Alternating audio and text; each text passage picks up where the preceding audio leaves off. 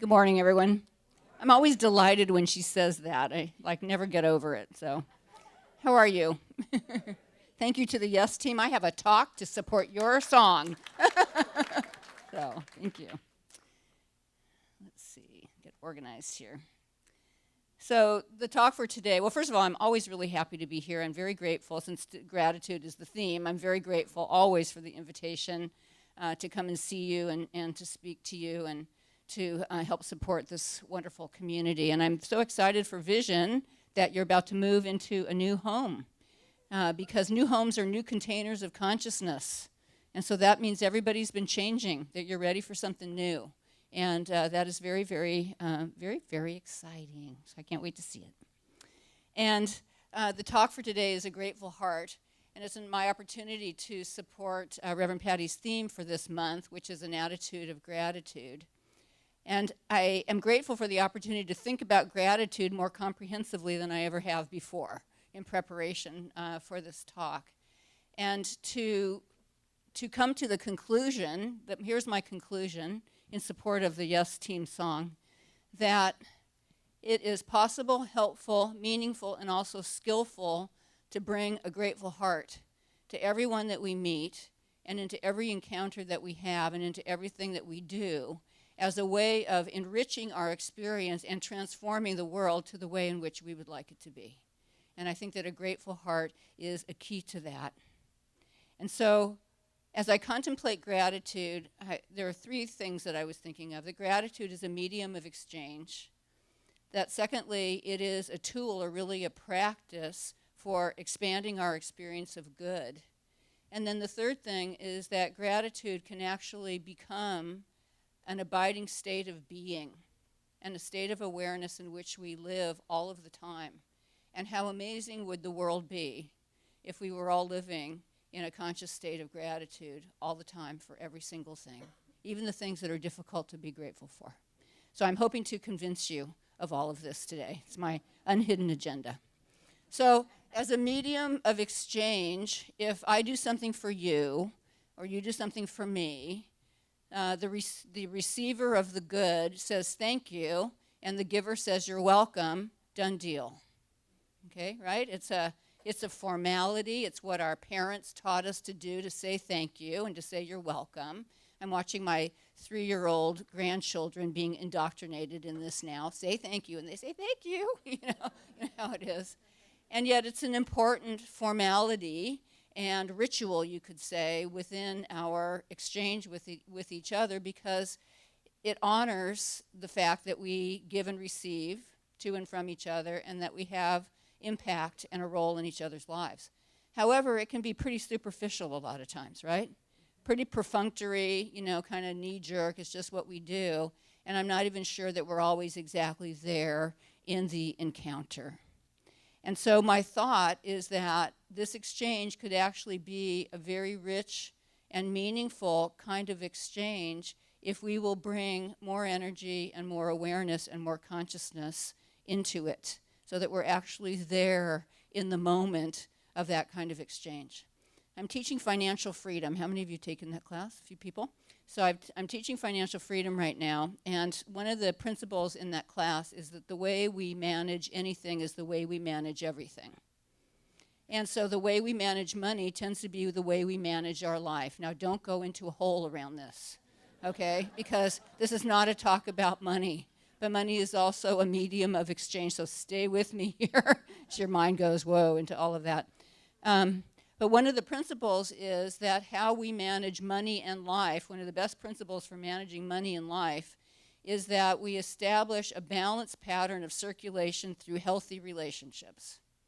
A balanced pattern of circulation through healthy relationships, which means in a healthy relationship, we engage in giving and receiving in a balanced fashion, and that we're openly engaged in both of those things. And when we're in a healthy relationship, it is easier to do that because there is that commitment for the exchange.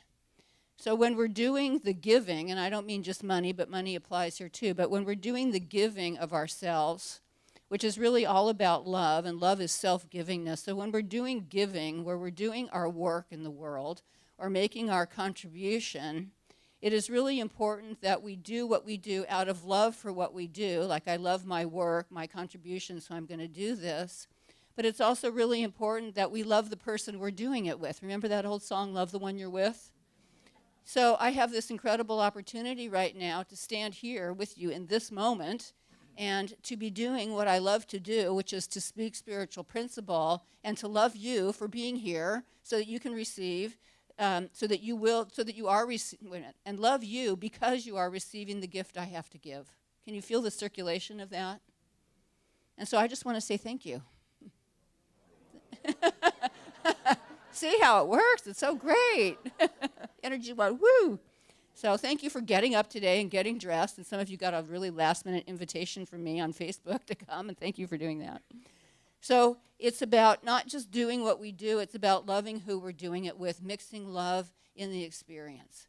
And when we're receiving, it's not only about wholeheartedly receiving the gift or the service or the blessing of what somebody is giving to us, and that is important to receive it, to feel given to, but also to love the being who's doing the giving and to have a profound sense of the encounter and the richness and the wholeness and the contribution of the one who is doing the giving to us.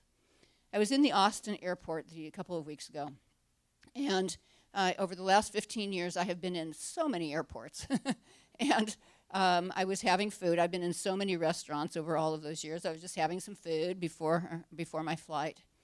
And always in a restaurant, in an airport, there is an exchange between the server and me, the consumer, and usually when the bill gets placed down and it's a thank you, a mutual thank you, and all of that kind of thing. But this server that I had in this time actually looked me in the eye and she said, "I appreciate you." And the words were different enough to really get my attention. And I looked at her and I said, "And I appreciate you." And you know what? I actually remember what she looks like. Because there was actually a deeper level of connection in that moment. And now I find myself saying to people, "I appreciate you." It's just about bringing a deeper level of caring and commitment into it. That whether we're a giver or a receiver, we can mix our heart into it. Just in that moment, it does not mean you have to go home with somebody, by the way. It doesn't mean anything but the moment of, I'm actually going to be in this experience, and unless you want to, and they want you to. But to actually be in the experience, and with a grateful heart, give, and with a grateful heart, receive, and actually expand. In the receiving, in the giving, it's gratitude that somebody is there, able to receive the gift that you're giving. Do you know that many people in the world, I would imagine, do not have a sense of anybody being able to receive their gift? And that's why it's so precious here, because you're here receiving the gift I have to give today. And I appreciate you. And it's in the receiving part to actually get the value and beauty of the being who's doing the giving. I've pretty much said that already.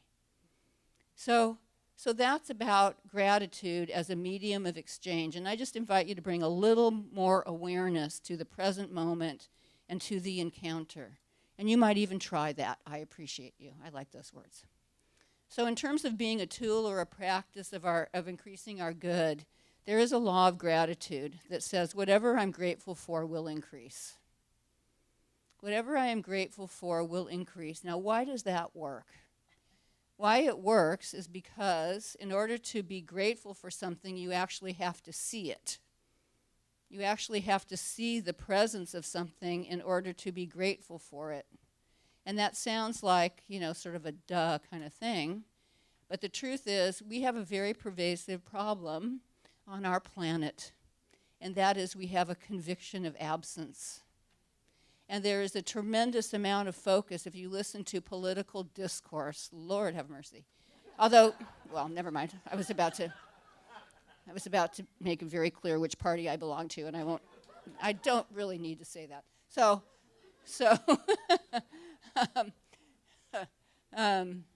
yeah, now I messed myself up entirely. So we have a pervasive conviction of absence, where if you listen to what we ourselves say, what other people say, very often there is a lot more viewing of what's missing and a lot of more words, many more words given to what's missing than what is present. And the mere fact that we're alive means there are a lot more things present than there are absent. And so it's really a question of, this is a little inventory moment for you. It's just to consider what gets most of your attention. Do you speak more often about what you don't have than what you have? You do not have to answer this question, but take it deeply within, okay? Do you dwell more on your challenges than your victories? Do you share more about your troubles than your solutions? Now, ours is not a practice of denial. So it is not about pretending everything's, all fine when it isn't. It's appropriate to spend time talking to people who support us about what we find missing in our lives as a way to begin the process of change. But the real point here is to look at where you dwell most of the time. What gets the most of your attention and what gets the most of airtime in the words that you speak. Which is more real to you? Let me ask you this right now. Which is more real to you, the presence of good or the absence of good? And that will show you where you're dwelling. And the problem is that whatever we give our attention to increases. So if we are always focused on what's missing, guess what we're going to have more of? What's missing, because we're going to see what's missing more and more and more.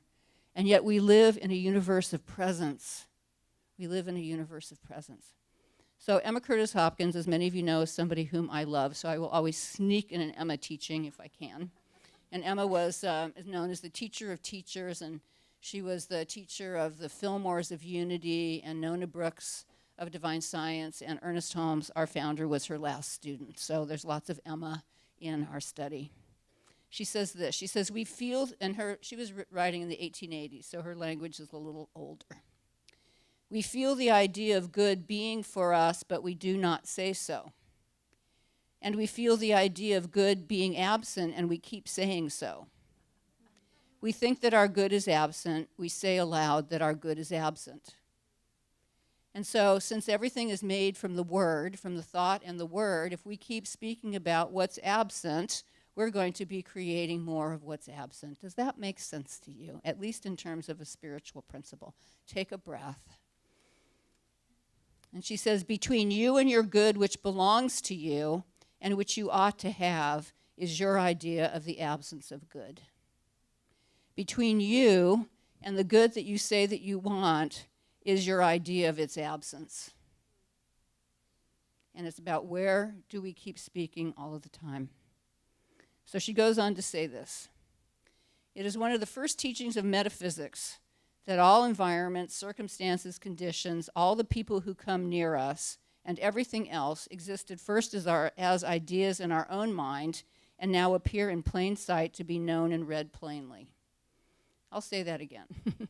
It is one of the first teachings of metaphysics, in other words, the truth beyond the physical level, that all environments, circumstances, conditions, and all the people who come near us and everything else existed first as ideas in our own mind and now appear in plain sight to be known and read plainly. In other words, what she's saying is that what is within us becomes what we see on the outside. And it is kind of interesting to notice somebody who comes your way and say, what an interesting thought I'm having today. I'm not going to delve into that part of it. But when we have a persistent thought, we attract what is like our thought. That's the secret, right? We attract what is like our thought. But even more than that, we interpret everything through the thoughts that we have. And so if I have a certain conviction about this, that, or the other thing, I'm going to see what shows up around me as exactly that, because I'm seeing through the film of the conclusions that I've already come to. The great diarist Anna Nin said, we see things not as they are, but as we are. We see things not as they are, but as we are. For example, if I'm feeling like a victim, if I'm thinking and feeling like a victim, I'm going to consider the world a dangerous place to be. The world is going to be dangerous to me. If I am feeling in control, or let me say in influence of my life, if influencing my life the way that I would like to, I'm going to see the world as a desirable place to be, because I'm going to know that I can influence my experience. If I'm seeing God in all things, and particularly feeling the flow of spirit through myself and my life, I'm going to be seeing the world as a friendly place to be. If I know that all there is God in action through everything, it's going to be a friendly place for me. And if I'm actually living in the awareness of oneness and the full-on knowing that spirit is all there is, there's only one thing going on, and it's spirit, I'm going to be happy. And I'm going to be living a great deal of freedom. And I'm going to know that my life is here as a ministry of service, an expression of all of that. And so the point of this is, first of all, we all have a kingdom of thoughts. We all have a realm of thoughts. And boy, there are a lot of them, aren't there? A whole realm of thoughts. And we have power or influence over the thoughts that we think and the ones that we make more important. That's the primary teaching of this study. Emma says, hush your realm of thoughts for just a moment. Hush your realm of thoughts for just a moment and allow, how did she say it here? And allow the one thought, the highest thought, which says, I am, speak. Hush your realm of thoughts and let the highest thought that you have, which will be some statement of your own being, I am. God is love, I am that. God is peace, I am that. God is the whole of me, W-H-O-L-E. Those kinds of things. Hush everything else and let that one thought speak. So let's try this one. I am the living presence of the living spirit, and I am grateful. Let's do it again. I am the living presence of the living spirit, and I am grateful.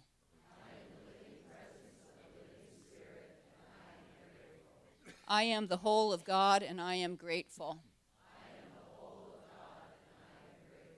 Beautiful. So engaging a grateful heart is one of the ways in which we start to reverse the energy of our attention going to what's absent and bringing it to what's present. Because the minute we express gratitude for something, a momentary encounter with somebody at a deeper level, something done for us, the beauty of where we live, all of it, we are actually seeing the presence of good, and it gets us out of that persistent conviction of absence. No matter what's missing in your life, there's so much more present. And there's a greater opportunity of bringing in what it is that you're missing if you're focused on what is present. So it's about taking the time to see, to feel given to by life. Each breath is a gift, each and every breath. To see sun, trees, beauty, ocean, feel air, see people, love friends, see the love that you have, the money that you have, the clothes that you have, the car that you have, the things that are present, because it is the gratitude for presence that expands in a greater degree of presence. So that's the second point. The third point is, how amazing would it be to actually live that way? To actually live in the place where we are seeing and knowing and speaking the amazing presence of good all of the time. I think that a grateful heart can be our state of being, and that gratitude can be an abiding state of awareness for us. There's so much to be grateful for. There's some musicians in our organization, Lisa Ferraro and Etika Luckett. I don't know if they've ever played here, but they have a song called Awe. And that song taught me. I looked for the lyrics this morning, couldn't find them. But one of the most important lines is, if we're not in awe, we're not paying attention. If we're not in awe, we're not paying attention. We've contracted down into our little conviction of absence, focused on what's missing instead of opening up to this amazing life that we're living. I know one of their parts of the song is about, just about the amazingness of our human brain. When you think about it, life is pretty remarkable. Years ago at Pacific Church, who I like to call a philosopher, scientist, Brian Swim, came to speak to us. That was way back in the day. I'm sure he's far too famous to do something like that now for that little group. And he gave this amazing talk that I've always remembered, and it was about how remarkable life is on our planet and really how narrow the range of possibility of chemistry and water and light allows life like ours to exist. Does that make sense the way I said it? In other words, our life is an utter miracle and just a few things off, and we wouldn't be here. And you know, the news came out a week or so ago about Dubai, about how the temperature is increasing there, and it's moving into the uninhabitable range. In other words, that little narrow range of life on our planet is starting to be encroached upon. And so there's something to pray about. So if we're not in awe, we're not paying attention. And when you think about your personal life, or let me keep it personal, when I think about my personal life, it's pretty much a miracle that the people in my life continue to love me. Really. I mean, really. With all the shifts and changes and growing up all over them, you know, and all of the things, unskilled behavior, all of those things. Isn't it a miracle?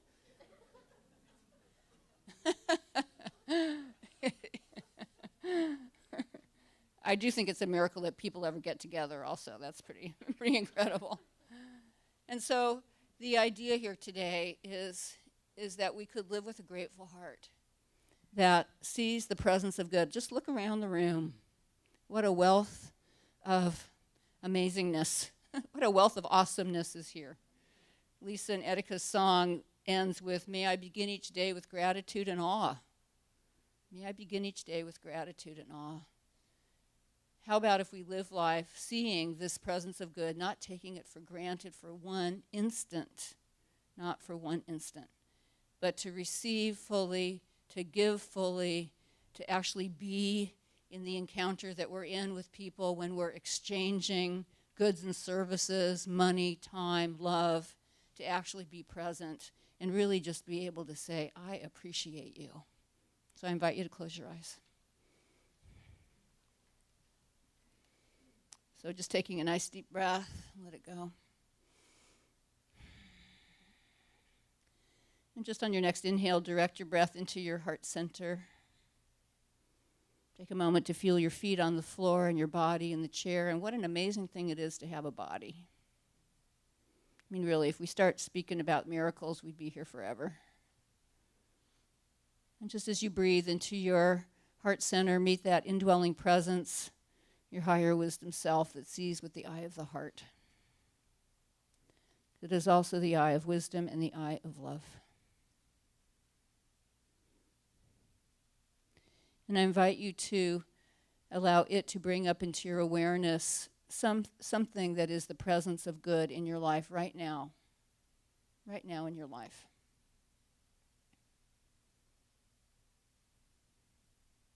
Something that is giving of itself to you in some way that benefits you.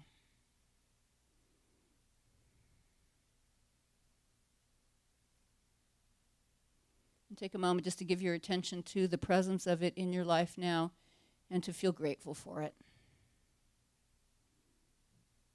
To have a feeling of being benefited, of being given to, of being supported in some way, of your life being enhanced.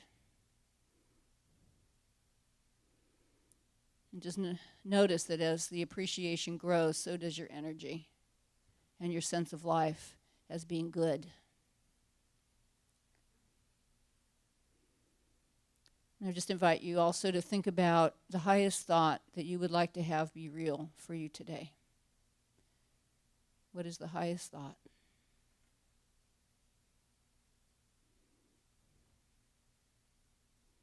And for today, and maybe even tomorrow, silence the realm of your other thoughts and let this one thought reign supreme.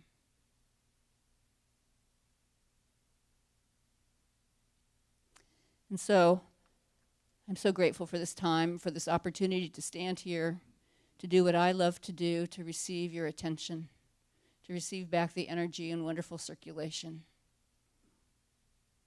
I know and accept that as we walk a path of increasing awareness, that we allow gratitude to be part of our expansion, so that we find ourselves centered in each and every moment, really fully aware of what is taking place, mixing our love, our heart into every single encounter, and feeling enhanced by it, giving fully of ourselves, receiving fully from the being of another. This truly is love. And so I give thanks for this, and I know it is done, and we are each perfect in our own practice of this. And releasing this word now, together we say, and so it is. Amen. And thank you so much, and let's welcome the Yes team.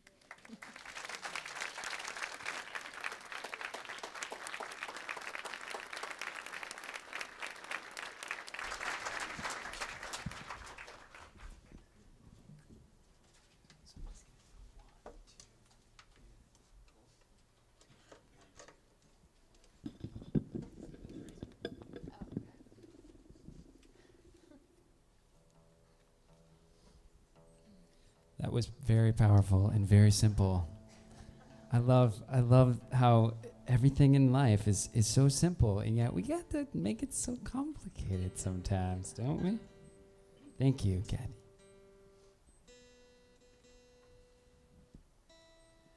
Well, this song turned out to be pretty topical as well. This song is called Provided, and as long as we've been doing this, which has been about 5 years now, we have been oh so grateful for people like you who have allowed us to keep this dream alive. And so we wrote this song out of our hearts to sing to people just like you, to anybody who will open their hearts and listen to what we have to sing. So thank you for providing your presence today with us.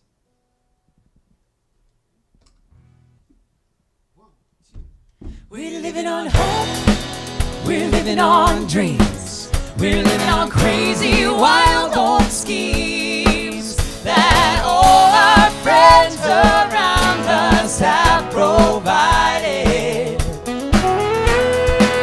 We're living on love, we're living on music, we're living our dream the way that we choose it. We're living on all good things that we have been provided. Oh, oh, oh, oh. We're living on love, we're living on music, we're living our dream the way that we choose it. We're living on all good things that we have been provided. All good things will be provided. All good things will be provided.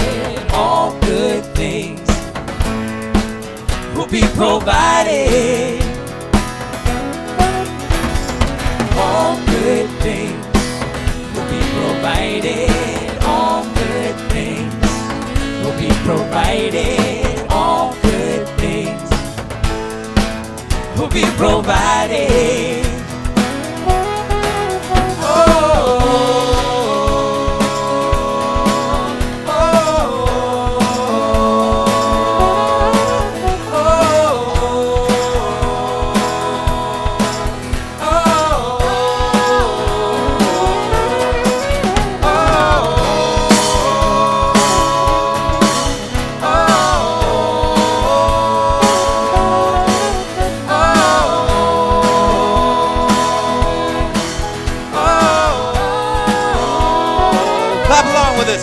We're living on hope, we're living on dreams, we're living on crazy, wild, old schemes that all our friends around us have provided. That all our friends around us have provided. That all our friends around us